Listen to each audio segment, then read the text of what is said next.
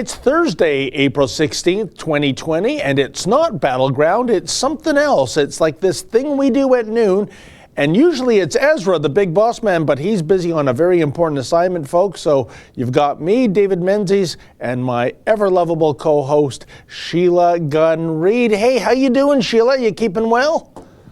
Yeah, I'm keeping well, keeping healthy, staying out of the stores, I guess. Apparently, it's too dangerous to go quadding in the middle of nowhere or have a campfire in the middle of nowhere in Alberta. They kicked us all off the public lands. But you can line up for hours to get into a Costco or a Walmart in Alberta, because somehow that's better than being literally away from civilization. Apparently, that's more dangerous. That was the news out of Alberta this week. Should we tell everybody what we're doing? You alluded to the fact that this is our daily live stream. Yes. But what we do here is we engage with the viewers in a live format, which I love, because when we're all sequestered apart from everybody, this is a great way for us to interact with the people, and it gives you a chance to interact with us. I go back actually after these live streams, and I like to read the live chat, not just the super chats, but the live chats. I find them pretty entertaining. But what you can do as a viewer at home is this gives you a way to not only interact with us, but support us, because we'll never take a dime from Justin Trudeau. We're completely grassroots supported by our viewers and supporters. And if you throw a little bit of money in that super chat, it'll highlight the chat, and I'll have to read it, whatever it might be. Sometimes people put embarrassing things in there just to hear me say them, which is kind of fun. But if you have a question, we'll try to address it, or a concern or a topic you'd like for us to move on to. If we can, you can do that in the super chat, and it gives you a chance to support us and keep the lights on. I know it's a tough time for everybody right now. Unemployment in Canada is just spiraling out of control. But if you have a little bit of money to help us keep the lights on during this pandemic, this is a great way to do it, and gets you a little something in return too. Oh, 100%. And folks, Exhibit A, if you will, of why you should support us is that, as our motto goes, we bring you the other side of the story. And what a story Sheila had. It just got posted.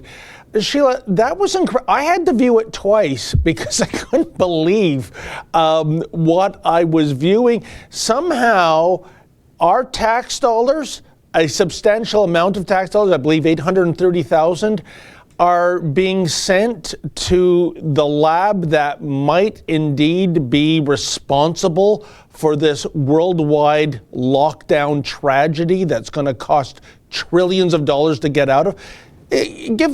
First of all, I think maybe Mr. Producer, does he have a clip? Or okay, he's got a clip. Fasten your seatbelts, folks. You won't believe how your taxpayer dollars are being used. This is incredible. Okay, so this is a lab that collects deadly viruses that have already caused problems in the world, like SARS. And the Americans were so concerned about the shoddy conditions at this lab that deals with highly infectious and dangerous diseases in Wuhan, China, that they dispatched 2 science diplomats, which is something I've never even heard of before. And then these science diplomats were sending warnings back to Washington about the potential for this lab to cause a plague. So naturally, Canada's Prime Minister Justin Trudeau is now engaging in a research project with this dangerous Chinese laboratory and relying on scientists on the ground in Wuhan, China, to do all the research. But don't take my word for it. Let me show you. This is from the Canadian government website that lists a series of grants to study this new coronavirus. To contribute to global efforts to address the 2019 novel coronavirus outbreak, on February 10th, 2020, the Government of Canada launched a rapid research funding competition. Canada's researchers were quick to respond, submitting hundreds of applications in just a week. It looks like the Canadian government, in an effort to move fast instead of smart, seems to be giving Canadian tax money to, well, possibly the bad guys of the outbreak. Here's this grant headed by a researcher at the University of Alberta in Edmonton. The grant itself is to develop a form of rapid testing for the virus in places where resources are limited, like poor countries.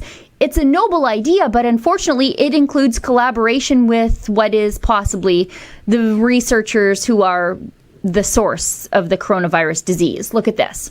This research addresses the urgent need of rapid point-of-care diagnostics of COVID-19. The collaborative research is conducted by a multidisciplinary team of virologists, chemists, infectious disease specialists, frontline practitioners, and public health researchers from the University of Alberta, Canadian Food Inspection Agency, and Wuhan Institute of Virology in China.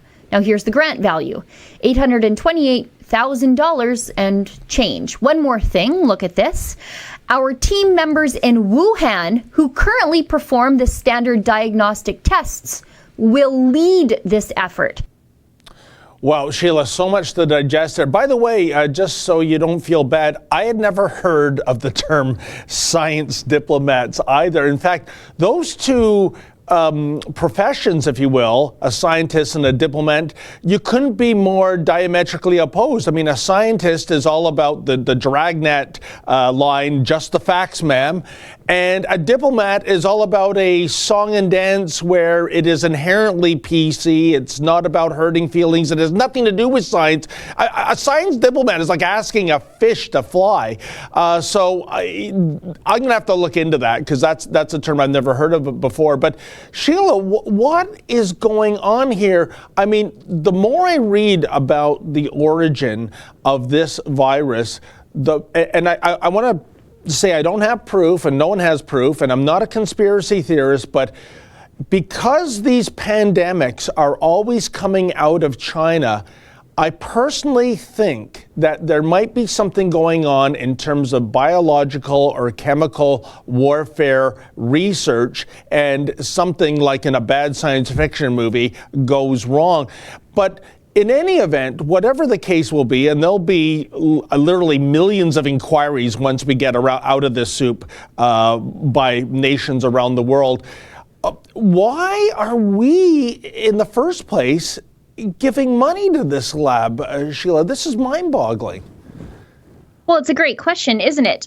With regard to the fact that they sent science diplomats, I suppose when you are dealing with a communist imperialist country dead set on taking over the world, and they have one of these highest level biohazard facilities, maybe you do need to invent such a thing as a science diplomat to go there and monitor exactly what's going on. And that's sort of what was happening back in 2018. The Americans were so horrified by what they saw going on at this lab. They said it was the containment standards were low. The researchers weren't trained to deal with the level of virus that they were dealing with, that they were sending emergency cables back to Washington and they used the words next pandemic in those cables. I mean, that's how concerned they were about this Wuhan Institute of Virology. And so for some reason, no, go ahead. So, Sheila, what do you think is going on in this lab? Because that's been one of the other factors, is the lack of outsiders to come in and investigate. The mandarins in Beijing don't want that. And that, to me, is waving all kinds of red flags. And the very least we should be doing, especially since we don't get open and transparent access from this lab, is to just cut them a check for almost $1 million. But again, my basic question is, if it's not chemical and biological warfare agents that these scientists are working on, which I think could indeed be the case, what are they working on in there? Well, and that's also another issue. The Canadian research grant is to fund rapid testing. Well, there is rapid testing now available. So why are we continuing to fund it with the bad guys of the outbreak? As Ezra points out, this is basically a CCP military facility. Yeah. That's what it is. And whether it is through purposeful release or accidental release of a biohazard weapon that they were developing, or just accidental release of a virus that they didn't know how to contain because the training levels weren't there. How on earth are we to trust the research that they're doing on the ground at this facility when the Americans have already pointed out that the researchers aren't up to snuff there? And secondarily, how can we trust the research that's coming out of these facilities, even if these are good scientists? Let's just say they are good scientists. All of their research that the Canadians are paying for is going to be filtered through the lens of the communist government, and these scientists are likely going to be muzzled or muzzle themselves for fear of being disappeared. So what's the value here for Canadians, except for that? I suppose it looks like the Liberal government is just going along with the World Health Organization, who seems to be parroting all the bad advice and propaganda coming out of the Chinese Communist government with regard to what they say is going on in Wuhan. They said that they've flatlined. And I mean, citizen journalists who are taking their life in their hands to show what's really happening in Wuhan. I mean, it's different, of course, than what the Chinese government is saying is happening. And yet, if you go to the pages of the CBC or listen to Dr. Theresa Tam, you'll think that everything is perfectly fine in China. So, I mean, why are we, as the Canadian taxpayer, giving nearly $1 million in research funding when we don't even know how this thing escaped, most likely from this lab? And it looks like the Americans are pretty much 99% sure that this thing came from this lab. Not to mention, there's a whole other layer here. China is the richest country on the planet, arguably. Why are we paying for any research at any of their facilities, let alone the military one that released this thing? Well, Sheila, here's my theory. You're right. China is a wealthy nation. China has aspirations of being the straw that stirs the drink in the world. You know, that is their goal. There's no question about that. You use the word bad in terms of the regime. You know that. I know that. Any reasonable person knows that. But when it comes to the Prime Minister, we know from just 5 years ago that he said China was kind of the basic dictatorship that he admires. And by the way, if we were ever allowed in one of those pressers with the Prime Minister at 11 a.m., that would be my question, that given what the world has endured in damage thanks to the Wuhan virus, do you still think that this is an admiral dictatorship? So maybe Justin Trudeau still thinks that this is a country worthy of admiration and even financial support by the taxpayer. And I find that astonishing, especially now with what the world is going through.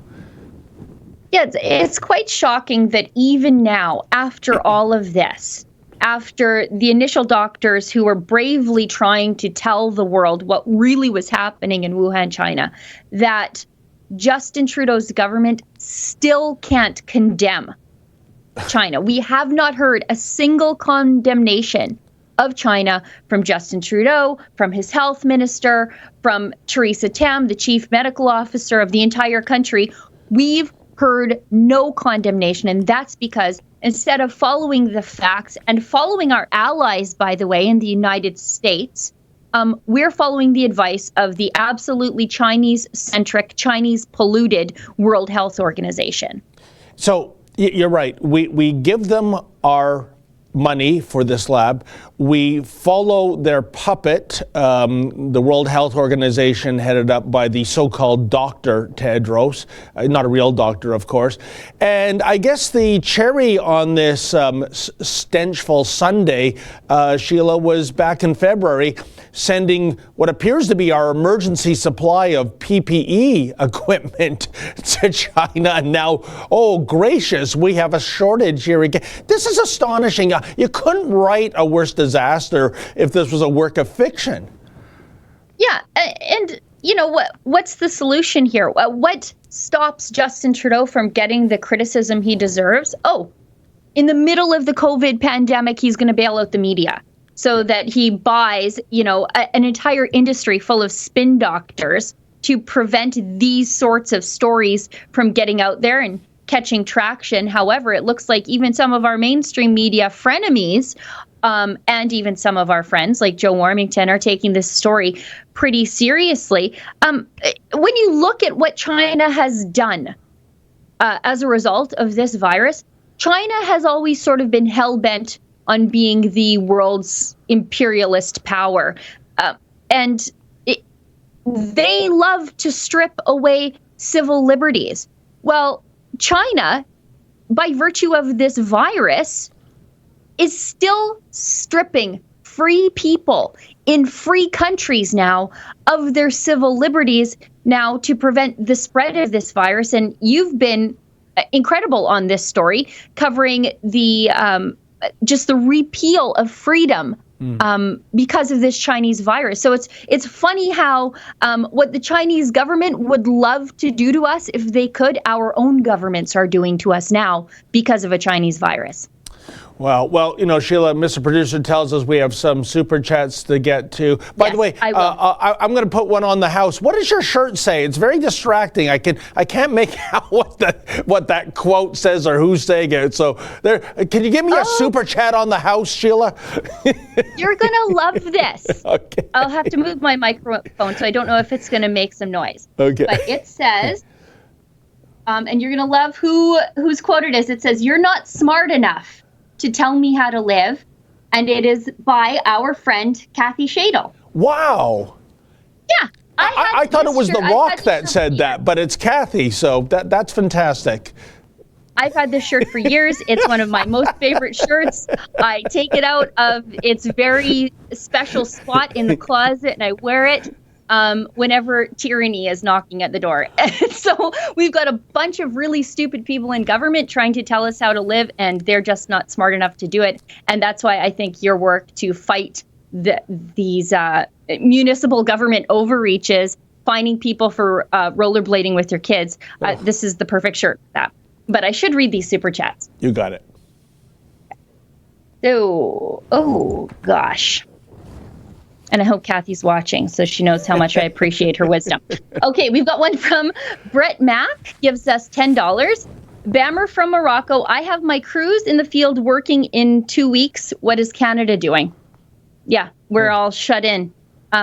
They've got a couple cases at an oil sands facility, the Curl oil sands facility, and it looks like they're going to be completely shut down because of it. Where are the sick? Sad to see weak leadership from all sides back home. Yeah, I have yet to see a model in this entire outbreak that has played out properly. But I suppose they're done using the same sort of techniques as climate modeling, so we shouldn't have expected them to be right. But yeah, I do. I take this virus seriously. It is killing our old and separating us from our families and our civil liberties. I definitely take the disease seriously. It's highly contagious, but it's not playing out the way that governments told us it would. And I think that the cure is probably worse than the disease. And, when you factor in stuff like despair and suicides caused by economic strife, which is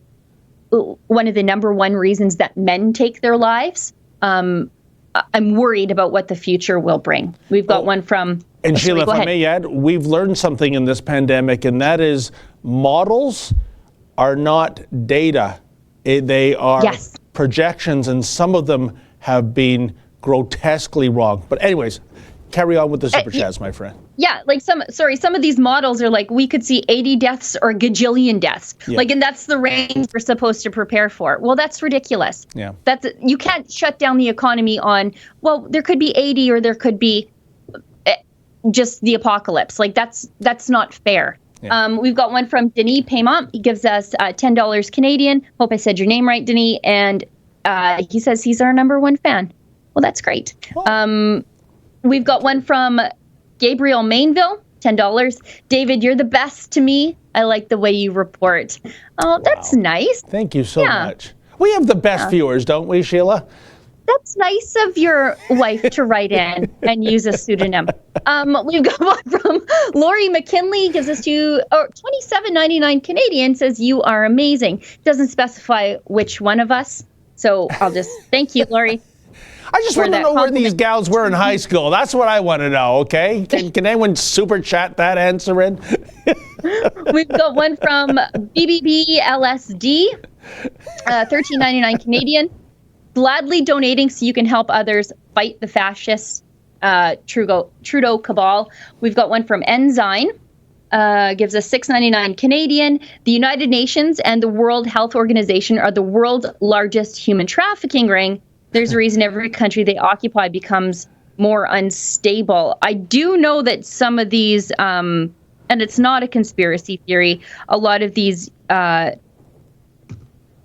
world leading aid organizations are often involved in problematic things with the young people in which the countries in which they work. There are some people, I think that was in the UK, they had some people that got convicted of that while Mr. Producer is showing a video of your Fight the Fines campaign. I could maybe look that up so that I'm not just making things up as I'm talking. And we've got one from Joey Sharp, gives us $20 Canadian. You are amazing. Okay, David, you can have that one, and I'll take Lori McKinley's compliment.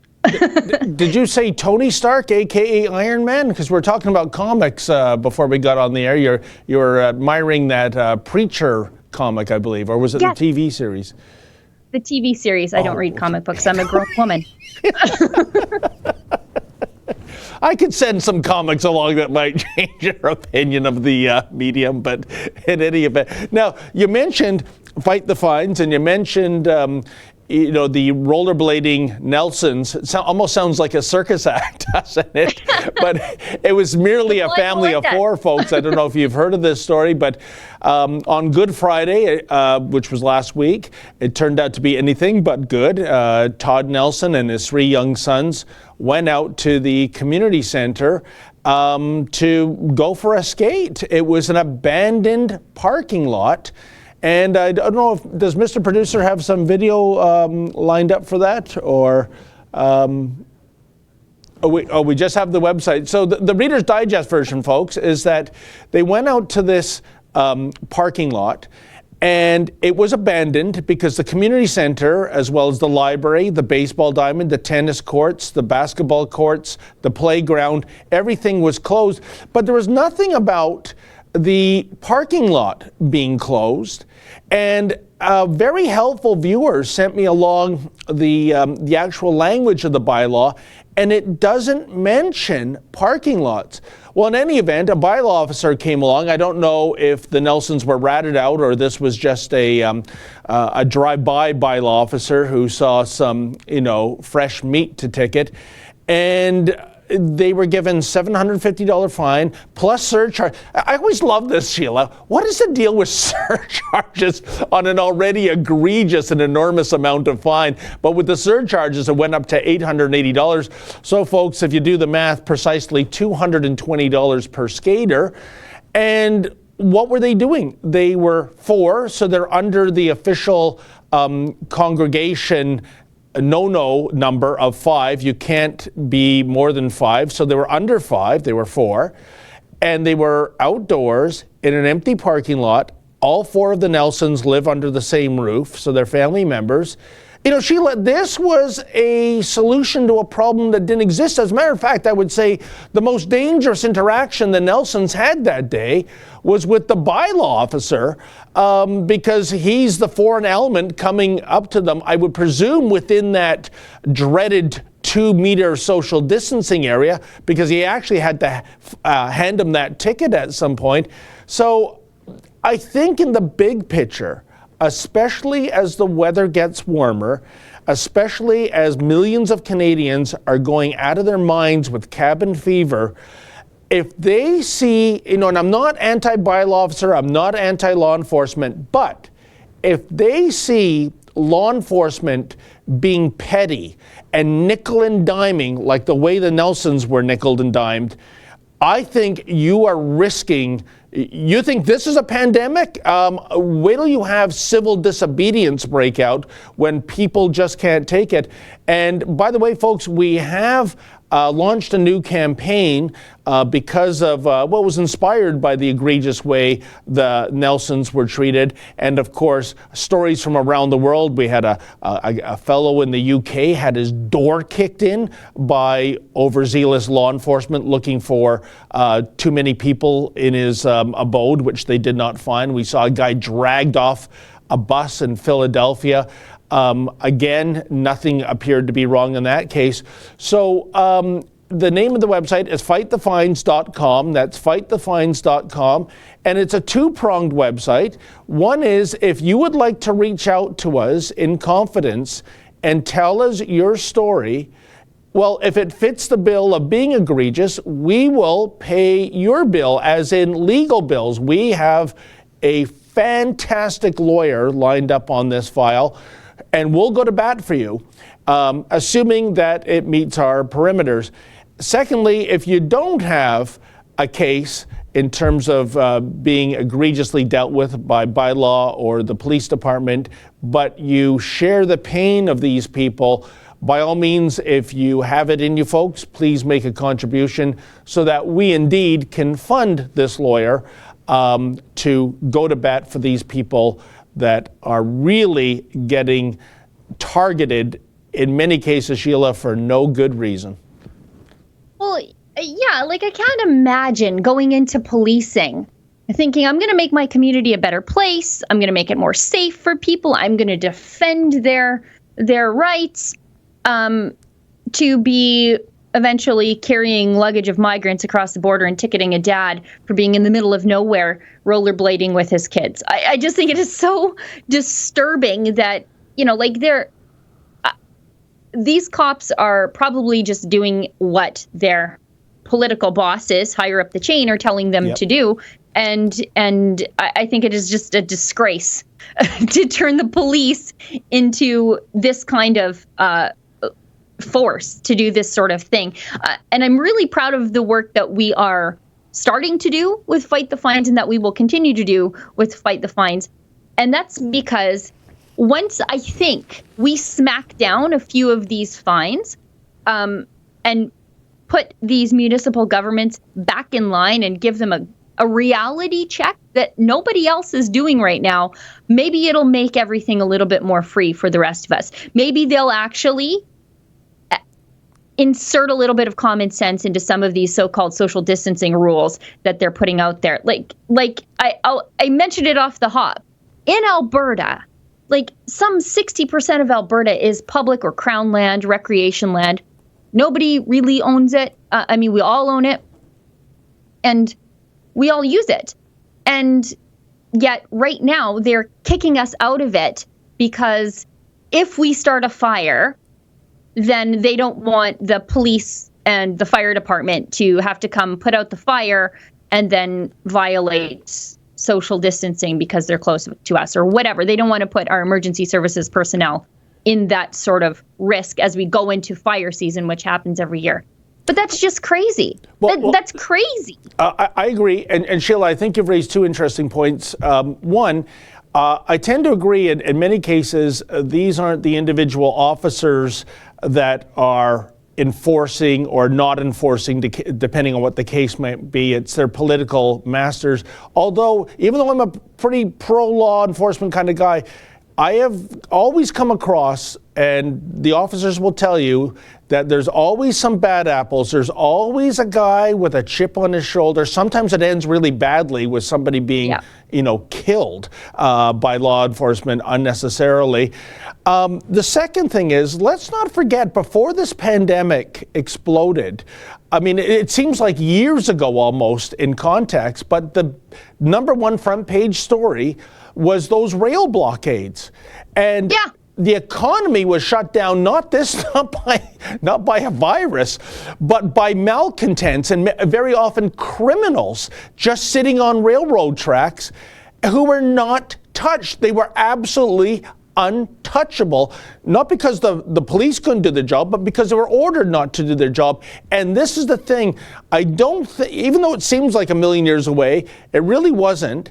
And I think there are a lot of people out there that if they're going to be given $1,000 tickets for really petty stuff, they're going to say, oh, really? Because I seem to remember just about 6 or 7 weeks ago, people were camping out on railroad tracks, bringing the economy to a halt, and you guys did nothing. Nothing. So this is very treacherous territory we're going down. The idea that there is a double standard in terms of law enforcement, that there's, I don't know, race-based law enforcement, if you will, or politically correct law enforcement. But, you know, the iconic Lady Justice holding the scales, she's supposed to have a blindfold on, not X-ray glasses.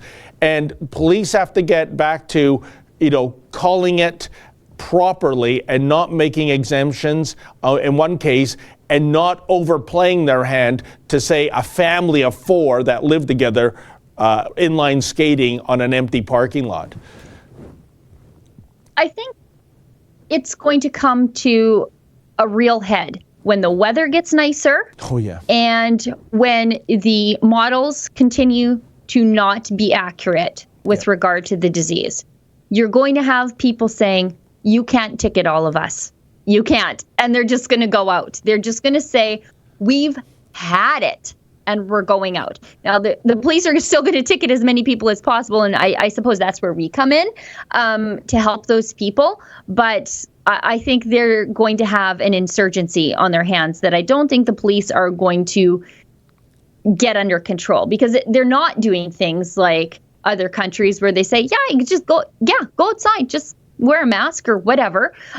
We're not saying that. We're saying literally stay in your house in one of the most leastly densely populated countries on the face of the earth. It's not going to work for very long. It wouldn't take much to overwhelm law enforcement, and I'm not advocating anything like this, but nope. 3% of the population, 1% even, if they started, it would be completely overwhelming. But in any event, let's hope that doesn't happen. We don't want anyone to get hurt. We don't want any businesses to get looted. And I can tell you in downtown Toronto, to make your point, Sheila, of what might come with the warmer weather, I'm seeing more and more businesses getting plywood covering up their storefront windows. That's a very ominous sign, and but they'd rather be safe than sorry, and I can't say I blame them. But Sheila, I understand you have some more super chats. I definitely have some more super chats, and going back to that other super chat, it was Oxfam in the UK who was told of aid workers raping and sexually exploiting children in Haiti a decade ago. The CEO knew about it since 2008 and didn't do a damn thing. And so, you know, aid workers, I mean, I suppose it's just like anything. You get into professions where you have access to kids if you are one of those people who wants access to kids, and there's a whole host of ways to do that. But that's why they are in the church, and that's why they are in Boy Scouts and hockey, and I suppose aid workers also. We've got, anyways, I just wanted to say that so it didn't sound like I was just making up conspiracy theories. It's real. Okay, we've got one from Vito Anthony D, $5 Canadian. Thank you very much. Sheila, on another note, you're looking very nice. It's affecting my concentration. I wish they all could be Alberta girls. Well, that is so nice. It's difficult to age on camera when the industry is very young, so I'll take whatever compliment I can get. And even if it means the lens on my camera is slightly dirty and dusty and it's working as a filter for my face as it slowly turns into either a melting candle or the Natural Resources Canada map of pipelines on my face with all the wrinkles, I'll take it. We've got one Sheila, as they used to say on the Grecian formula ads, 2 minutes for looking so good. Do you remember that? I do, actually. That's one reference, David, that I do get from. We've got one from Proud Boys Calgary. My friend Justin gives us $6.99 Canadian. Says Trudeau sucks up to China. I love how Donald Trump says China, by the way. All my kids say it that way too. Like they just walk around the house saying China. China is, I suppose that China is asshole. He might get sick from the blank worship. We've got one from Brett Mack. Gives us, no, there's a blank space. I wasn't just skipping. Oh, okay then. My mind was racing. It's always in the gutter, Sheila. I apologize. Definitely. I've got one from Brett Mack. Gives us $1. We've got one from Primpalo a regular viewer, regular donor gives us $5 Canadian. Models never work. Data doesn't add up. China gets a pass. Yet we're supposed to make sweeping changes.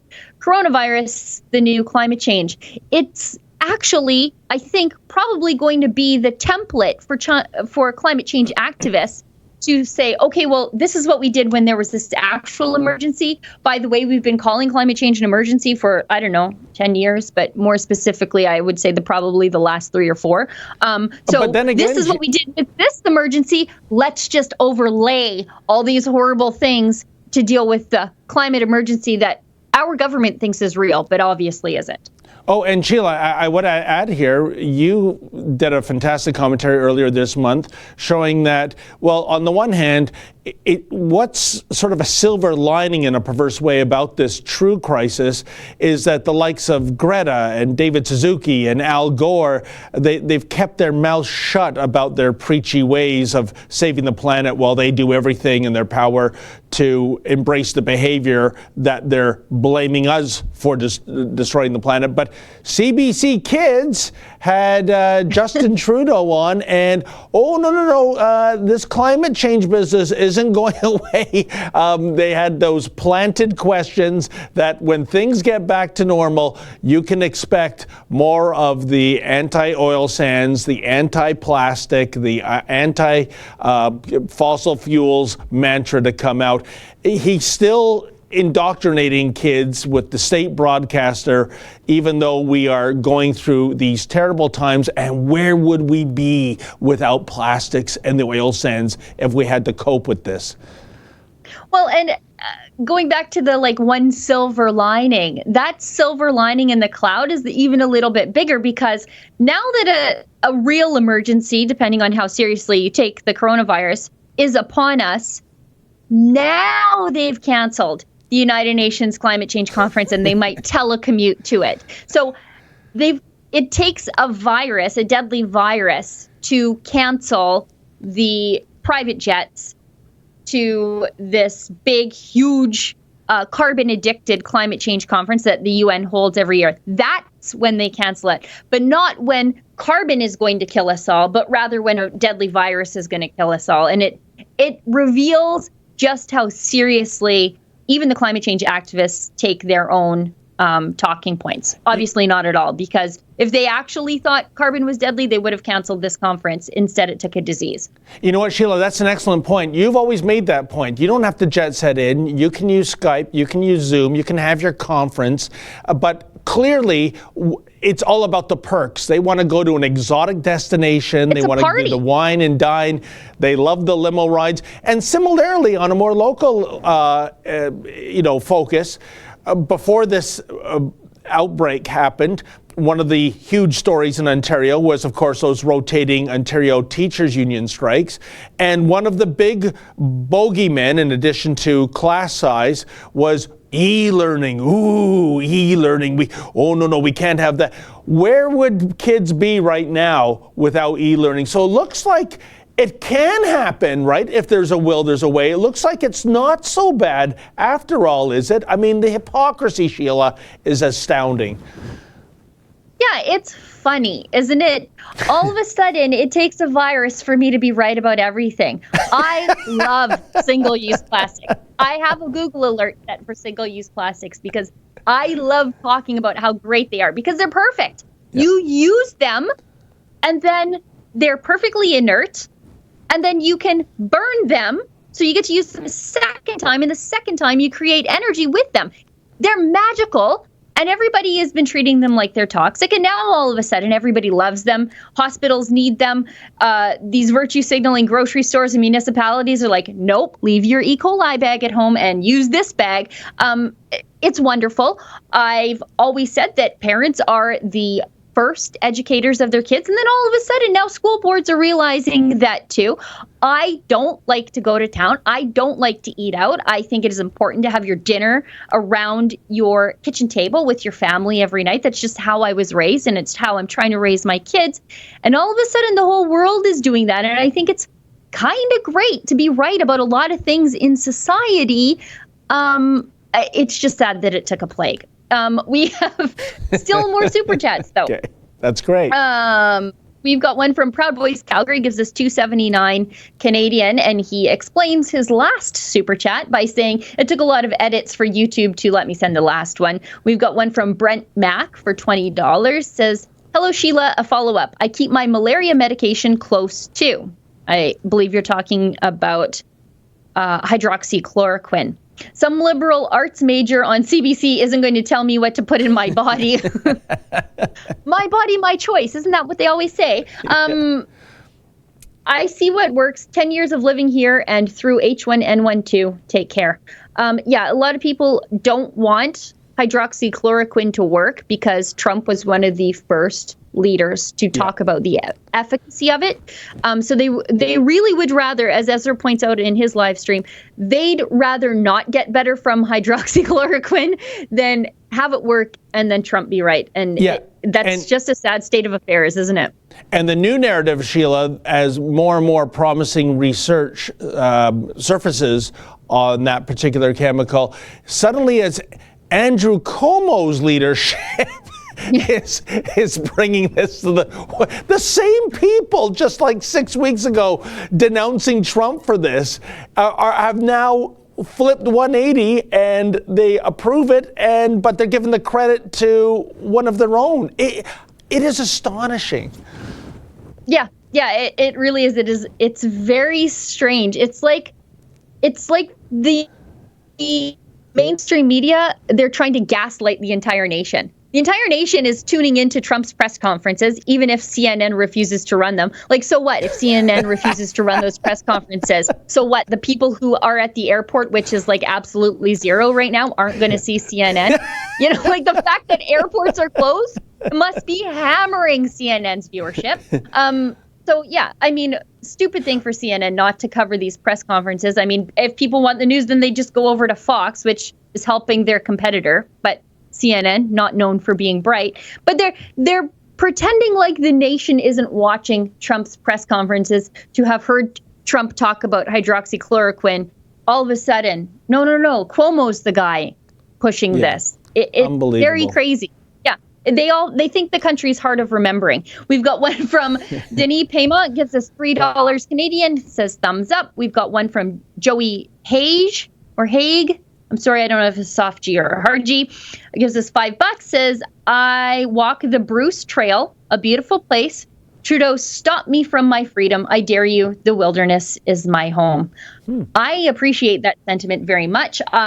We've got one from Machiavel Sucks to Go. I struggled with that name a couple days ago. Gives us $1.99 Canadian with no super chat, but also very generous. Every little bit counts. Oh, I clicked bump ahead and I didn't realize there were so many super chats still waiting. We've got one from Carmen Witham E. Gives us $25 Canadian. Very generous. Thank you very much. So thankful for your journalism and bravery exposing these tyrants, rebels with a cause. You know what? I wouldn't say I'm brave because I work in the comfort of my little cubbyhole underneath the stairs in my home. But David is going out to the airport.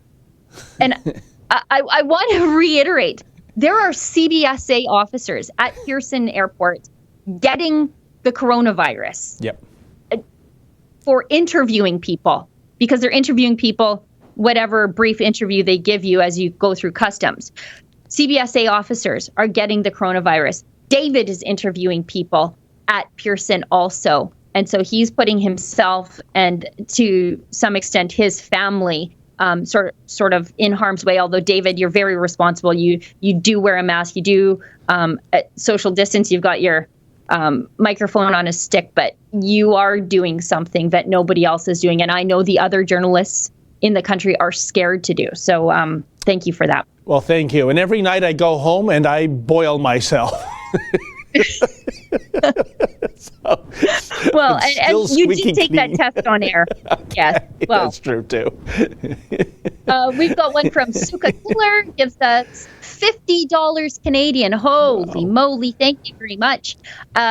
United Nations, World Health Organization, Bill Gates, Soros, Trudeau regime, globalists, and China are the world's biggest threat to peace, financial stability, and health of every citizen of every country. Agenda 21 is the end game. 5G is not our friend. Wake up, people. I don't know a lot about 5G except for the fact that I don't want China touching it. We've got one from Connie McDonald. It gives us $20 Canadian. Great, truthful reporting. Thanks for working. I'm not. Help us get back to work. We've already lived through about 5 years of high and chronic unemployment here in Alberta, and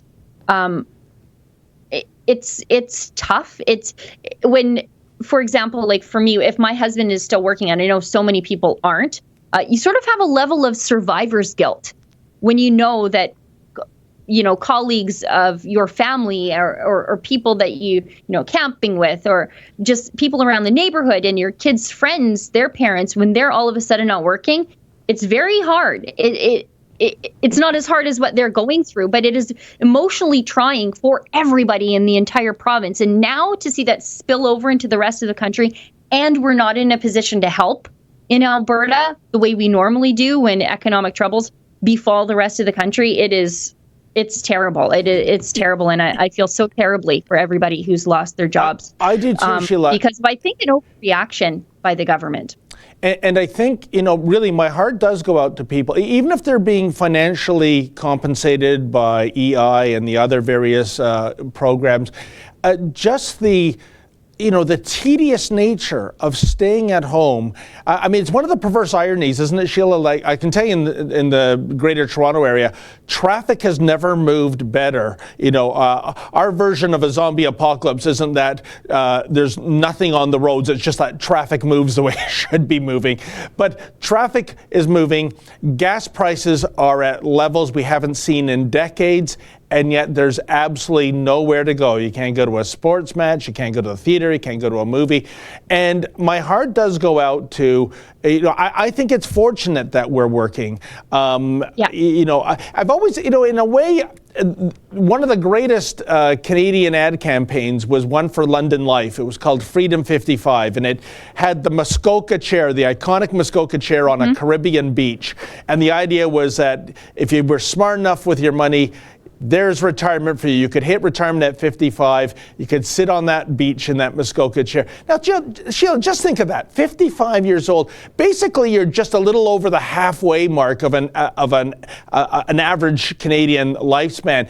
How many days sitting on that Caribbean beach in that Muskoka chair would it take for you to climb the wall? At 55, you're not an invalid, right? You're still able to go out there and mountain bike and climb mountains for that point. So I always thought that, sort of one of the reality checks, I think, of this virus was that, if I could win the lottery, if I didn't have to work, if I could do nothing, it would be great.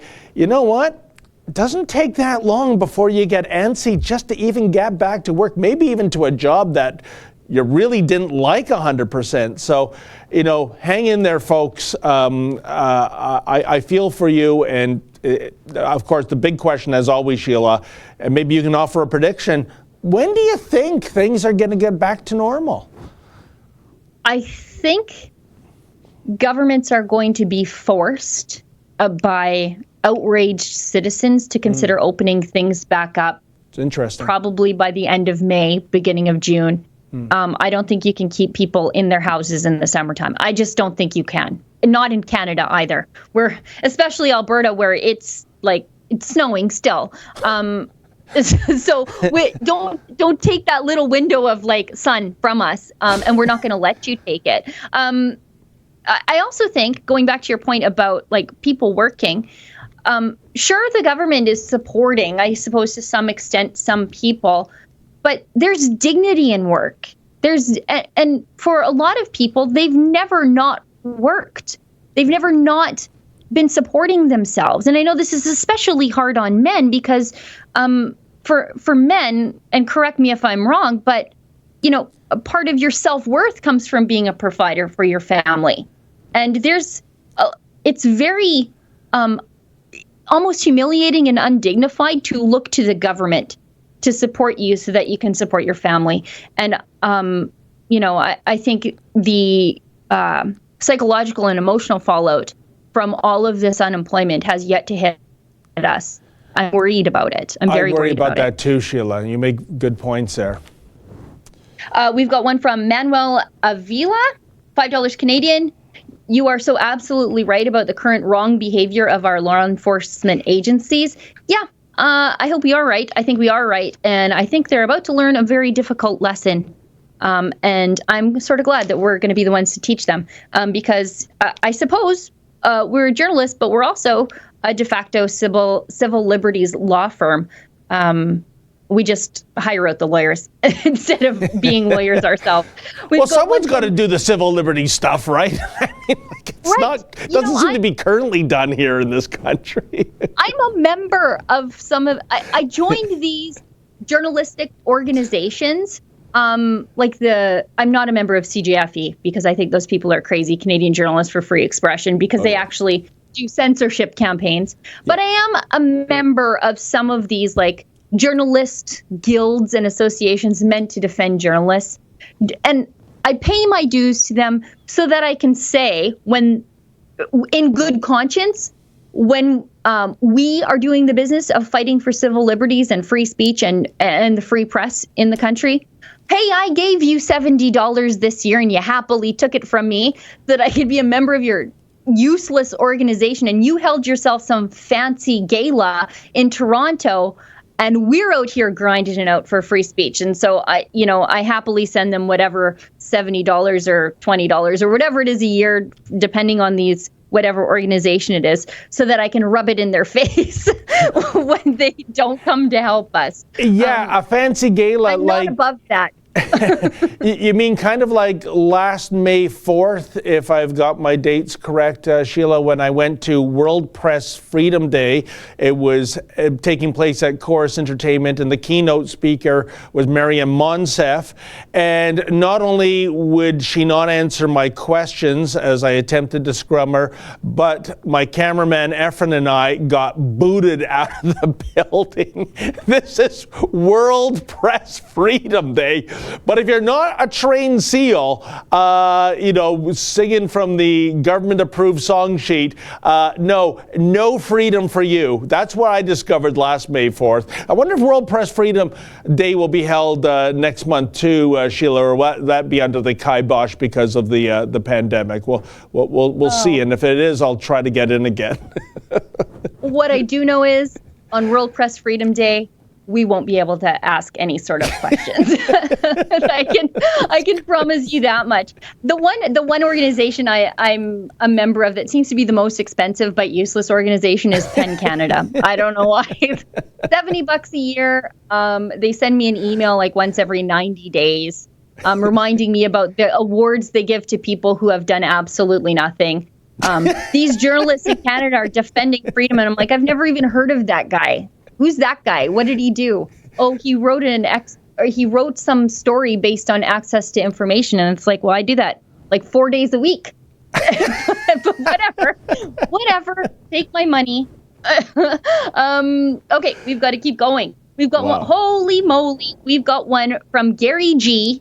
I'm very sorry I didn't get around to reading your question sooner. Gives us $100 Canadian. Nice. Thanks, you Rebel, showing leadership against tyrannical times. We're doing our best. Thank you very much. I appreciate that so much. We've got one from Jason Singh. It gives us $5 Canadian. What make you super beautiful? David, I think they're talking about me. It's not just your outer beauty, but your inner beauty and your character. Okay, and this one is David too. And bro is very witty indeed. Yeah, he's pretty good. I'll take it. With me. That's fair. We've got one. See, Sheila, I can't call you super beautiful because I'd be in violation of our human resources policy, which. I don't think we have one. We don't have money for that. Okay, we got one from Joey Haig. Gives us $2 Canadian. Like Frank Zappa said, don't eat the yellow snow. David, that's definitely good advice. We've got one from somebody Manuel spilled some Mountain Dew? I mean, what does that mean? We got one from Manuel Avila. $5 Canadian. David, you should have taken more safety precautions when you went to Pinecrest Nursing. Google's mask and glove, not enough. David. Well, yeah, and that is an actual real tragedy that's occurring. If people aren't familiar with that name, and tiny little Bobcaygeon population, just over 3,000. In this nursing home alone, they have lost almost 1% of the town's population. 29 residents, one actually died while I was doing the story, and one visitor, so it's an even number of 30. I don't think, thank goodness, there's been any other deaths, but it was the lack of transparency and accountability that I discovered to be shocking, Sheila, that even members of the Kawartha Lakes Council, which incorporates Bobcaygeon, some of the elected officials, they don't think there's a need for a public inquiry. Can you imagine? One little nursing home? And one of the issues, Sheila, is the fact that, and it's just a rumor, but it's not being denied, and I'm still pressing on this issue, that somebody in an ownership stake or even a staff member or a visitor to the nursing home went to Florida when there was an incredible outbreak there and did not observe the voluntary 14-day quarantine and then went into the nursing home.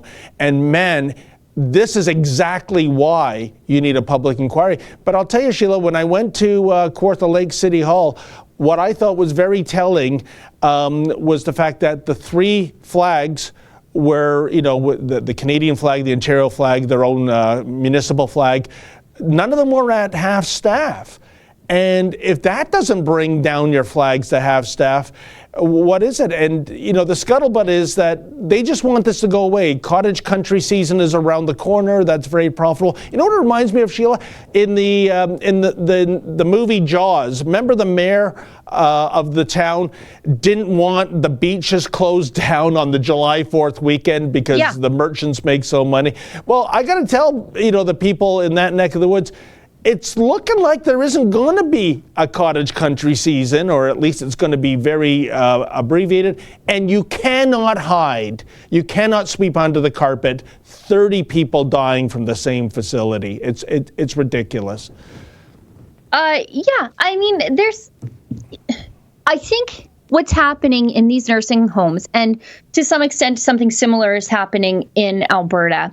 I think it's 30 of our 48 deaths have come from extended care facilities. I might not be exact on that number, but I'm pretty sure it's 30 of 48 deaths.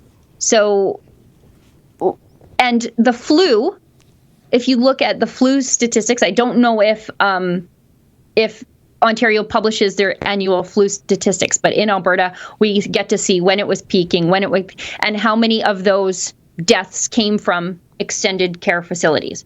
And again, with the flu, a great number of those deaths come from these assisted living facilities and assisted care facilities. So why don't these places have better protocols in place? Yeah.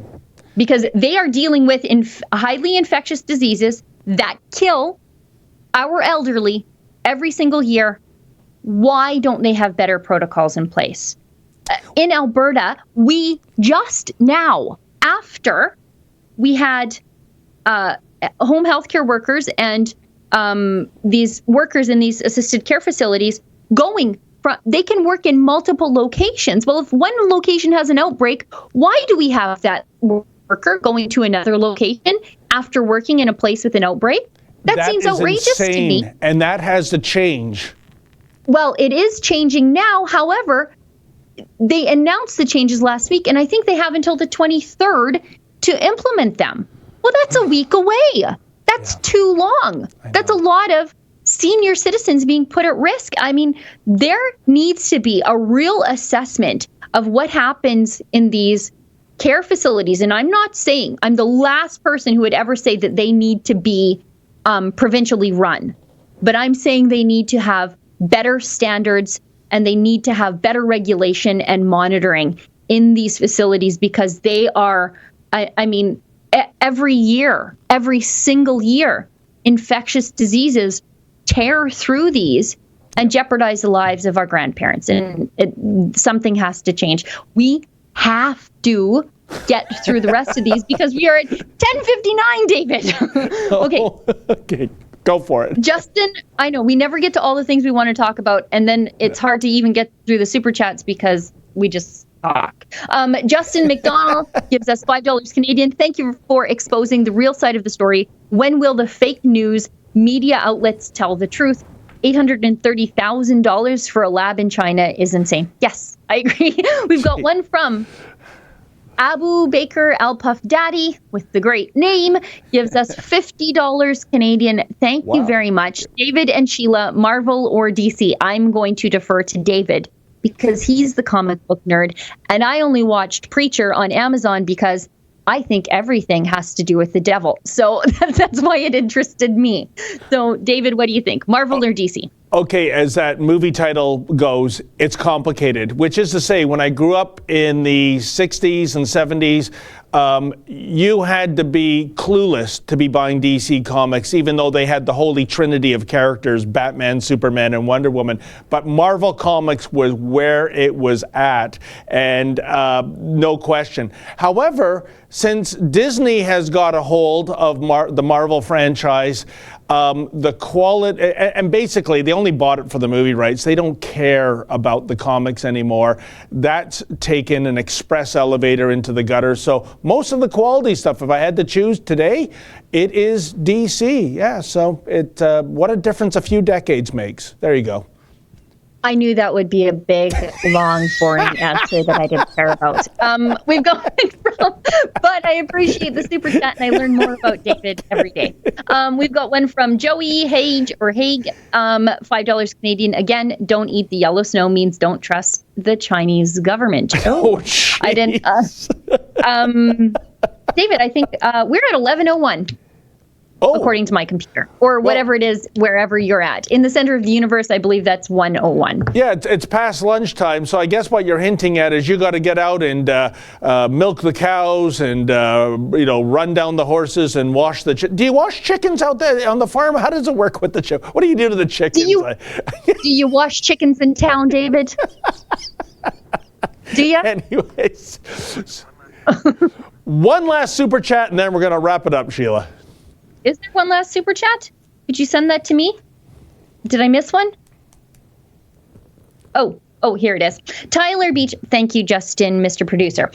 Tyler Beach gives us $5 Canadian. Have you looked at Canada.ca in regards to flu statistics in Canada recently? I have not. I've just been closely examining the Alberta ones. But I think when this is all said and done, I think examining the statistics for the coronavirus versus the flu, I'd love to see how those play out. I do understand the coronavirus, highly more infectious, but is it more deadly? I don't know. That remains to be seen.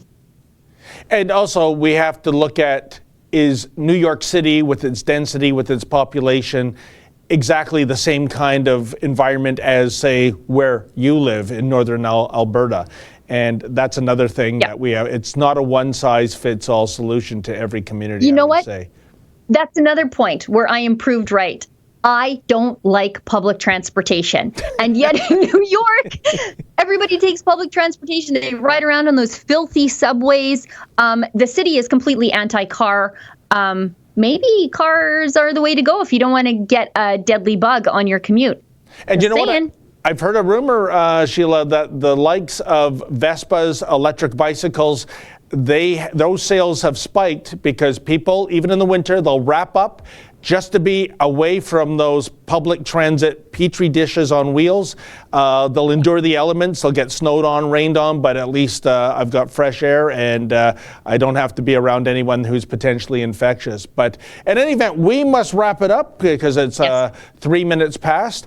And I want to thank everybody for all those super chats and people like Proud Boys Calgary for multiple super chats. I think Proud Boys Calgary, I think his second vehicle is a Brinks truck or something.